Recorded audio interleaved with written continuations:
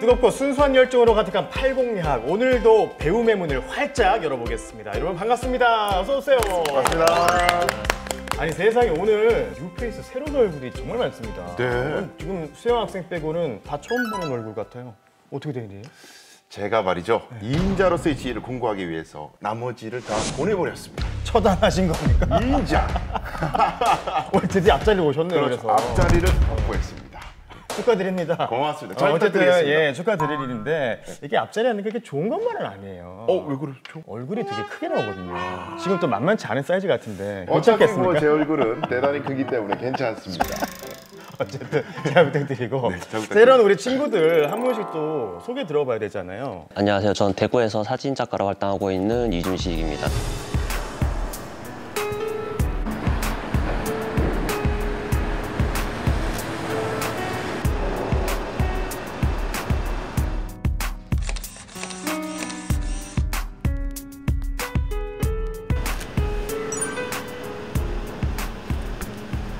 와, 준식님 사진 작가였어요. 네. 반갑습니다. 그리고요. 네, 저는 영남대학교 건축학과 재학 중인 엄주연입니다. 반갑습니다.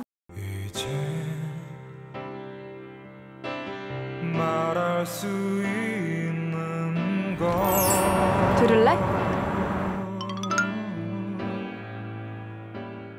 저는 역사와 문화와 예술과 자연을 해설을 하고 있는 해설사 최영자입니다.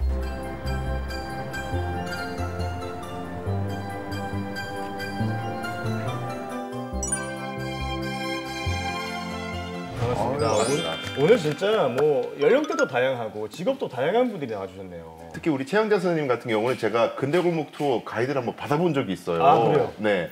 그래서 쭉 들어보니까 주제가 뭔지 대충 감이 옵니다. 아, 벌써 감 잡았어요. 네. 어떤 거요? 바로 대구 아니겠습니까? 대구. 대구 씹고 뜯고 맛보고 즐기고 바로 이 대구가 오늘의 주제다. 당연히 대구겠죠. 당연한 건가요? 대구 프로니까 반만 맞췄습니다. 반밖에. 100%는 아니고. 네. 우리가 뭐 대구에 살고 있지만 지금 이 살고 있는 대구에 대해서 얼마나 잘 알고 있겠습니까? 오늘 대구의 그 도시 형성 과정과 역사에 대해서 한번 차근차근 짚어보도록 하겠습니다. 선생님 나와주세요. 반갑습니다. 네, 안녕하세요. 저는 경북대학교에서 건축 설계와 이론, 역사를 가르치고 있는 김훈이라고 합니다. 반갑습니다.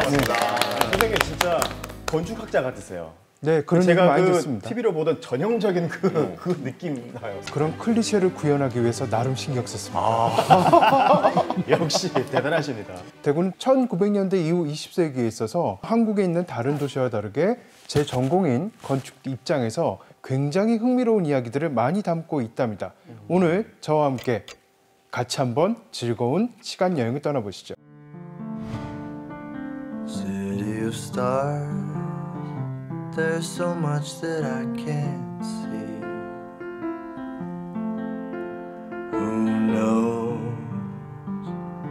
I felt it from the first embrace I shared with you.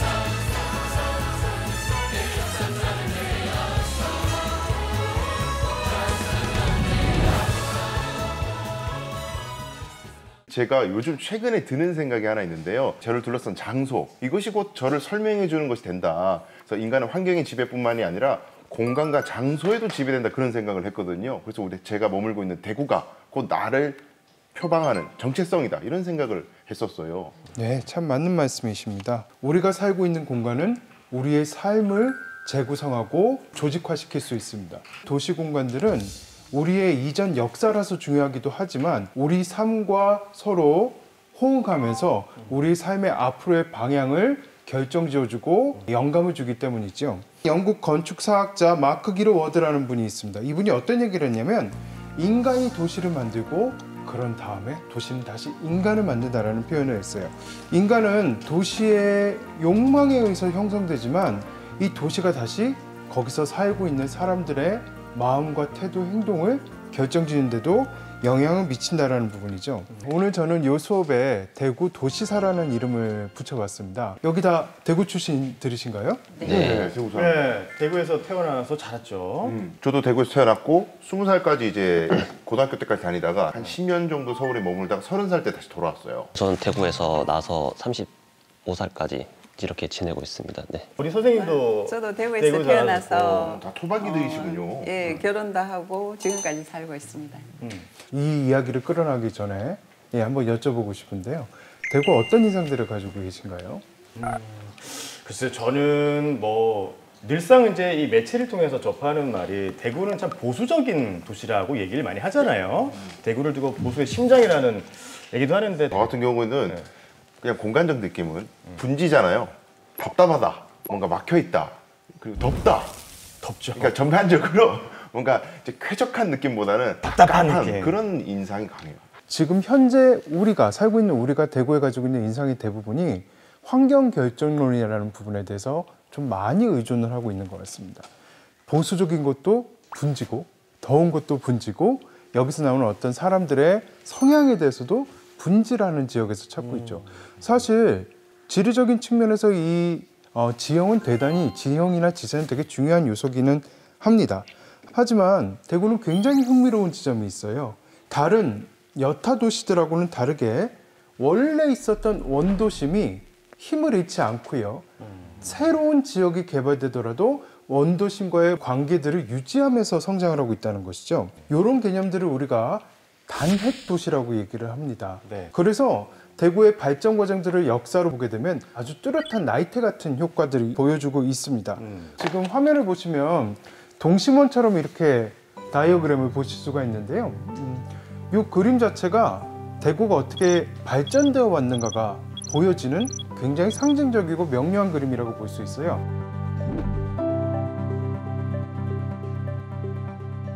우리도 몸이 커지면서 어떻게 됩니까? 혈관 같은 것들이 뻗어나가잖아요. 네. 몸이 커지는 게 저 원이 커지는 거라고 볼 수 있고요. 선이 뻗어나는 게 도로를 통해서 혈관이 뻗어나가는 거라고 보시면 되겠습니다.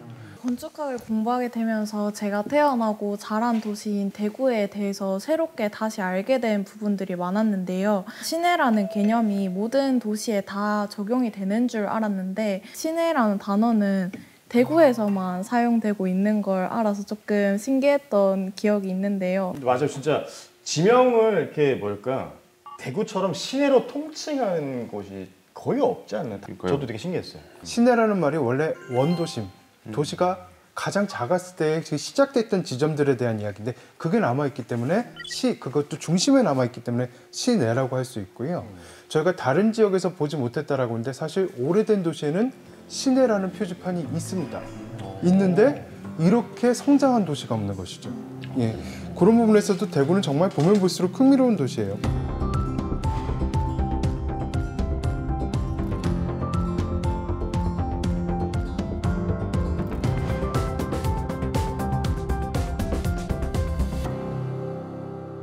이렇게 보면 1차 순환로 읍성에 대한 요소가 굉장히 흥미로운데요. 대구는 다른 지역에 비해서 읍성에 관련된 지명들이 대단히 많이 남아 있습니다.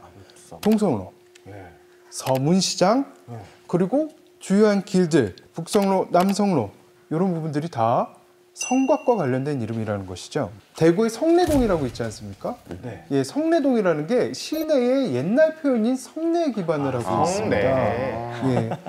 읍성, 성이라는 단어로 이렇게 추적을 해보면 대구는 정말 중심 지역 근처에 연관되어 있는 지명들이 많이 있답니다. 그 되게 신기한 게 지금은 읍성이 없잖아요. 이미 다 사라졌는데 여전히 그 성곽도시와 같은 그런 기능을 하고 있다는 거잖아요, 선생님. 그게 되게 신기한 거죠. 네, 그리고 또 심지어 성벽이 허물어진 자리를 주변으로 해서 골목 투어길도 만들어졌어요. 그래서 전국에서 우리 대구가 아주 볼거리가 많은 도시다. 이렇게 해서 전국에서 사람들이 많이 보러 오는 곳이죠.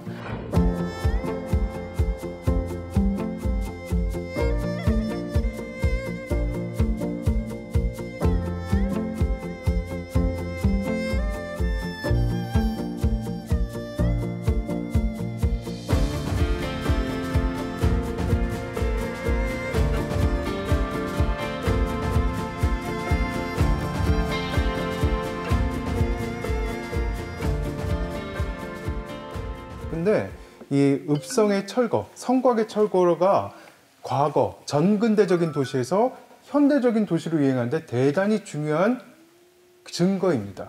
왜냐하면 그 이전에는 수성과 방어, 보호의 요소로서 도시가 존재했다면 이젠 물류나 사람들의 원활한 이동이 가능하기 위해서 읍성을 철거를 하고 거기가 순환도로가 되는 것들이 수많은 도시에서 발견이 됩니다.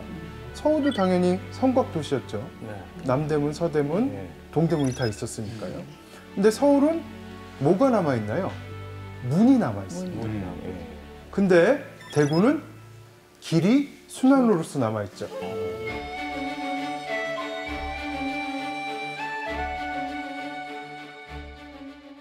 이거 왜 그런지에 대해 생각해 보셨나요? 아무 생각이 없었어요.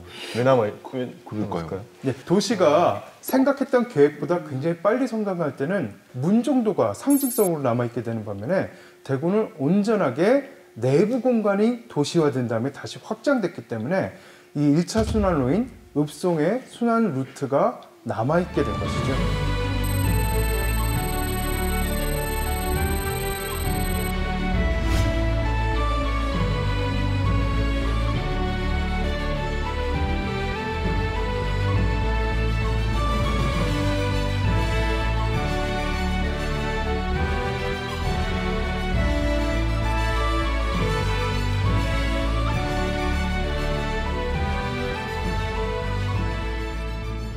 대구가 계획되는 과정에 대해서 좀 독특한 특징을 가지고 있는데요. 바로 바깥으로 확장한 것이 아니라 내부의 주요한 간선도로를 만들게 돼요. 기존에 주요했던 도로들을 정비하고 연장하는 방식으로 되는데 이 읍성 내부의 주요 간선도로 중에 최초로 만들어진 것이 지금의 서물로에서부터 동서로 연결하는 길과 지금 경상광명공원과도 맞닿아 있는 그 쪽으로 수직 쪽으로 길을 연장하는 이런 식으로 어떻게 보면 원 안에 십자 마크가 있는 형식으로 내부 공간의 도시화를 진행하게 된 것이죠. 공간은 우리가 기억하지 못하고 있는 시간들을 고스란히 온전하게 기억하고 있는 경우가 많습니다. 제가 이제 골목 투어 해설을 나가면 그 옛날에 건물들이나 그 지형들이 세월이 100년 이상 지났지만 그 흔적을 더듬어 본다는 게 되게 좀 색다른 느낌이 와요.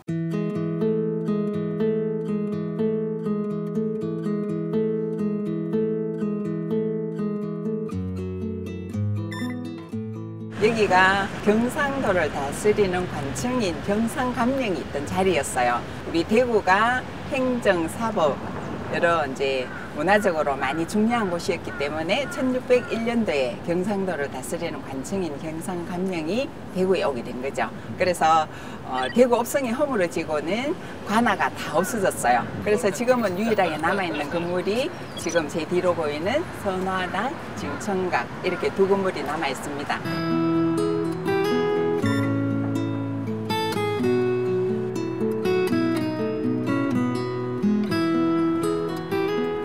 1601년부터 있었던 이 공간이 지금은 역사가 흘러서 우리 생활 속에 들어와 있어요. 어르신들이 와서 공원에서 즐기고 놀고 이렇게 시민들 위한 공간으로 조성이 되었다는 것은 또 우리 대구 시민으로서는 되게 의미 있고 좋은 일인 것 같습니다. 그래서 역사라는 것이 그렇게 지나가는 것이 아니고 현재에도 살아 움직인다는 그런 느낌을 받고 있습니다. 기존에도 도청 역할을 하던 경상가명이라는 것이 있었습니다. 네. 경상가명의 전각들을 철거를 하고 대부분의 전각을 철거하고 여기다가 경북도청을 1910년도에 짓게 됩니다. 르네상스 양식과 서구의 전통 건축의 흔적들을 보여주면서 우리가 이렇게 앞서가 있다는 것들을 시각적으로 압도하기 위한 양식들을 선택을 했겠죠. 제국주의가 선택했던 양식을 차용해서 여기다가 2층 목조로 된 경북도청을 짓게 됩니다.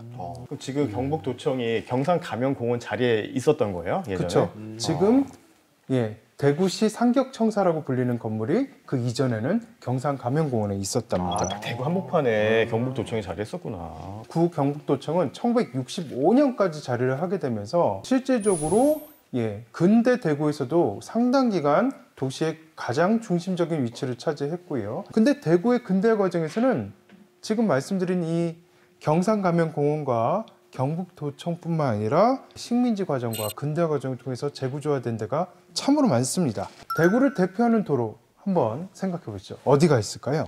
신천대로? 달구벌대로 떠오르네. 딱 떠오르는 게. 네. 그 중에서 가장 역사가 길고 사람들한테 강렬하게 기억 남은 도로가 있지요. 중앙로? 맞습니다. 맞아요. 중앙로. 네. 대구역이 지금 현재 보통역으로 열린 게 1905년인데 네. 철도 역사가 아직 온전하게 만들어지질 않았었어요. 근데 대구시를 꿰뚫고 내려갈 수 있는 길이 필요한 거예요. 그래서 대구역에서 중앙파출소, 반월당 여기까지 이어지는 대구의 남북축을 연결하는 간선도로가 새로 추가되게 됩니다. 네, 이제 대구역과 대구가 연결이 됐습니다. 그럼 대구역 앞이 굉장히 번성하게 되겠죠. 사람이 왔다 갔다 하기는 하는데 모여들 장치가 부족했습니다. 그러니까 뭐가 필요할까요? 광장이 필요하게 되는데요. 광장은 오로지 도시 안에서만 만들어질 수 있습니다. 근데 도시 안에 있어서 광장으로 사람들을 유입하게 하려면 주변이 허허벌판이면 안 되죠. 그러니까 광장은 항상 주변에 주요한 공공시설들이 차지를 하게 돼요.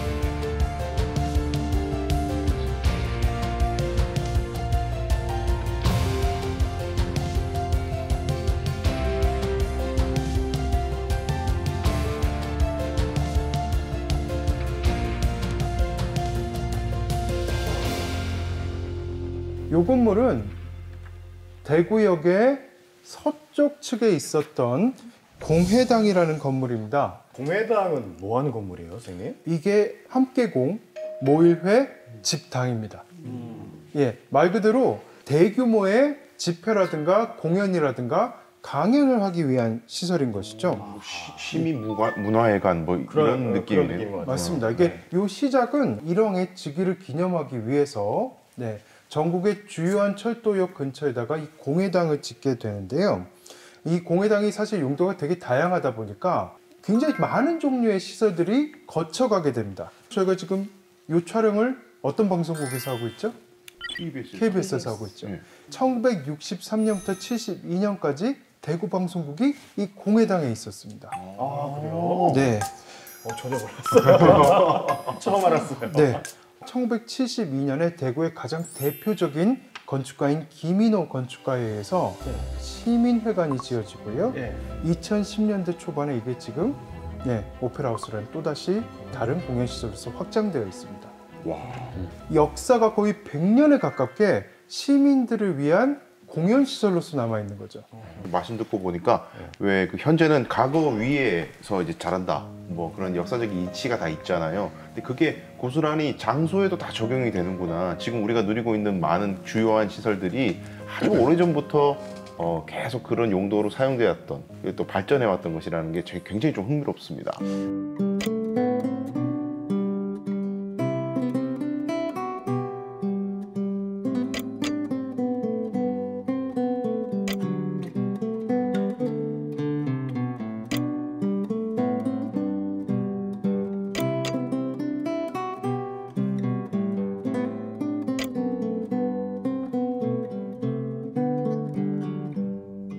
무영당은 1923년에 서점으로 시작했는데요. 1937년에 이근무 씨가 그때는 이제 일제강점기였다 보니까 대부분의 1호로 된 백화점들밖에 없었어요. 그때 이제 대구에서 최초로 민족 근대자본 백화점을 설립하게 되었고 이상화 시인이라든지 이유성 화가라든지 김상국 무용화라든지 여러 가지 예술가들이 여기 모여서 공연도 하고 전시도 하고 포럼도 하고 예술가들의 사랑방이라고도 불렸다고 합니다.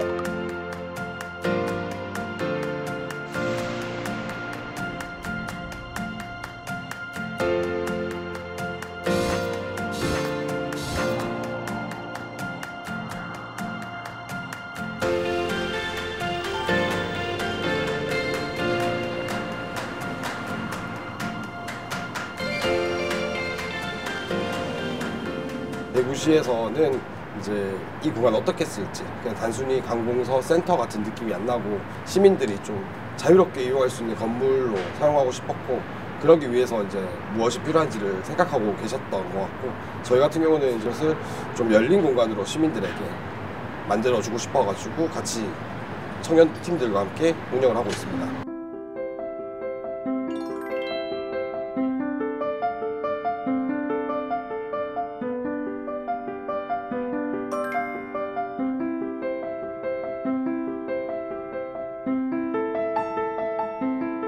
여러 가지 로컬 브랜드들이 또 하나의 대구를 만들기도 하고 다양한 기능들이 또 하나가 모여가지고 복합문화 백화점을 만들고 있어서 무형당을 만들면서 그 헤리티지를 계승해야 된다는 그런 강박들이 좀 있었는데 시민들에게 이런 게 있다. 너희도 할 수 있다. 우리 대구에서 더 재밌는 거 만들어보자 라는 그런 생각들을 많이 주고 되게 고무적인 공간이 됐으면 좋겠다라는 생각이 있습니다.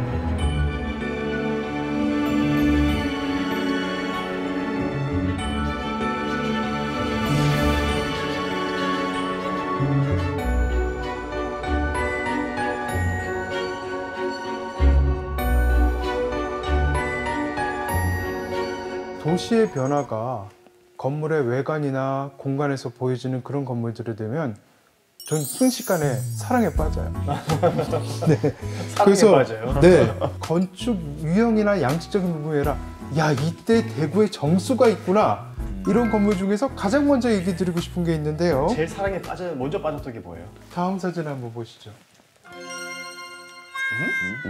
뭐죠? 예, 이거 어떤 공간인지 혹시 모르시겠습니까? 정부 요즘 주변에 건물이 너무 많아져가지고요.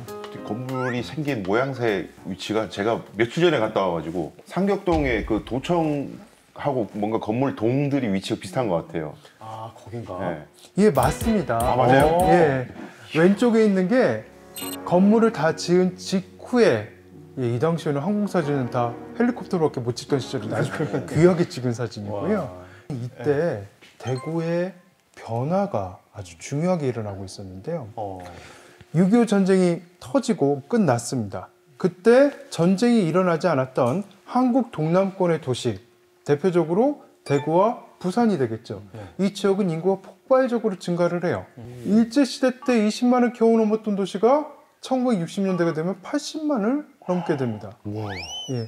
이러니까 대구가 확장할 수 있는 가장 싼 땅이 어디고 가장 유력한 땅이 어딘가, 어떻게 보면 위성 도시로서의 신도시를 찾는 거죠. 그리고 그 신도시에 사람이 몰려 살게 하려면 뭐가 있을까요? 인프라가 건너가야 되죠.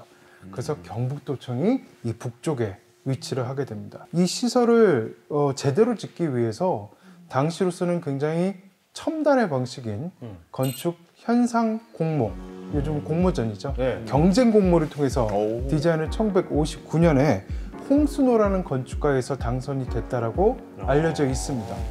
1960년에 다시 설계를 바꾸게 됩니다. 이 지역에 굉장히 뛰어난 건축가셨던 정경훈 교수님이 지금 우리가 알고 있는 이 설계도로 바꾸게 돼요. 여기의 공간들은 우리나라의 전통 누각에서의 첨화와 보가 돌출되는 형상들을 잘 묘사하고 있습니다. 이 시기에 이렇게 전국에서도 보기 힘든 당당한 시설이 지어질 수 있었던 것은 대구가 그만큼 인구의 성장과 면적의 증가가 현격하게 차이가 났었기 때문이라고 볼 수 있어요. 한국과 지역의 근대화를 이끌었다는 데서 저는 이 사실들이 많은 시민들이 아셨으면 하는 바람이 있습니다.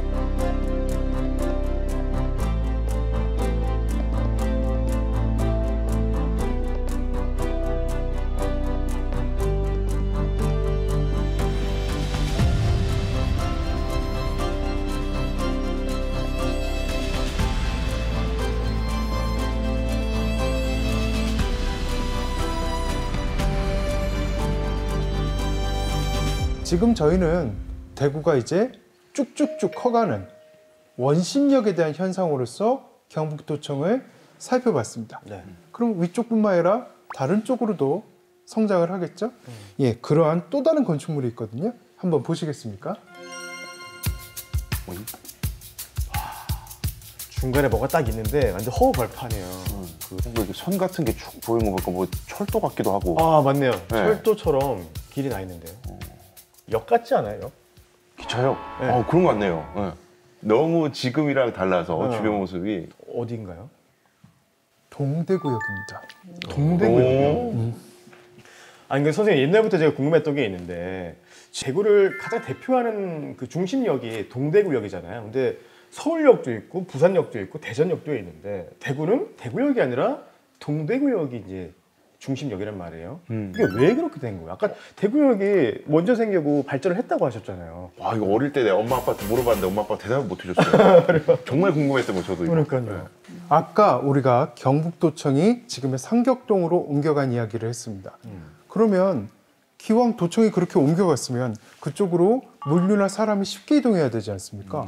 북쪽의 개발들을 위해서 뭐가 필요할까요? 대구역의 부담을 줄이고 네. 철로를 좁히는 과정이 필요했던 거예요. 그러면 원래는 화물과 물류를 독점해서 처리했던 대구역이 화물 대신에 그 사람 위주로 내용이 바뀌어요. 그러면 화물은 어디로 가야 될까요? 이제 동쪽이 보이는 겁니다. 그래서 동대구역에다가 화물이 중심이고 여객이 일부 참여하는 식으로 했었습니다. 근데 대구 안쪽은 이미 추가적인 개발 여지가 없습니다. 왜냐하면 대구역 자체가 이미 도심으로 편입된 상황이었기 때문에요. 그런데 동대구역 쪽은 앞으로 이제 신장로를 또 만들고 높은 건물도 만들 수 있는 발전 여지가 가능성이 훨씬 생기는 컸기 거죠. 때문에. 그리고 확장하기도 쉬웠습니다. 옆에 시설들 추가하기도 쉬웠죠. 그러면 의도적으로 선생님 말씀에 따르면 이제 대구역은 기차역으로서의 기능을 일부러 축소시킨 거네요. 네, 삼국지로 치면 읍참마속 같은 것이죠. 자기 스스로의 살을 쳐내고 다시 확장할 수 있는 가능성을 만들어준 겁니다. 대구역에 희생이 있었네요. 동대구역의 발전에는.